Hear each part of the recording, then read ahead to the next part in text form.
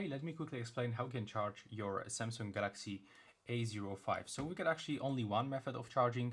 Right here, we can charge this phone with the wired method because it doesn't actually support, wireless chargers. And if you wonder about the wattage that you can use on your charger, so in my case, I'm using old charger from my Huawei P30 Pro. And it actually works fine with my phone, but it doesn't actually support the fast charging. So in this phone you can actually find fast charging up to 25 watts. So you will have to purchase charger with 25 watts, and you can for sure use the cable that comes inside this phone.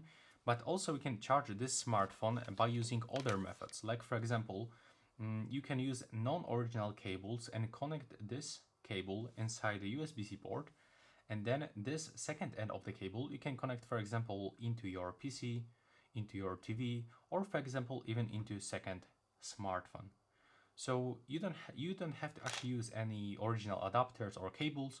You can still use non-original, like in my case. As I show you, I'm using like this Huawei charger and it works fine. But if you want to use fast charging and charge this phone as fast as possible, then you should actually use original Samsung 25 watt charger, and that will be all.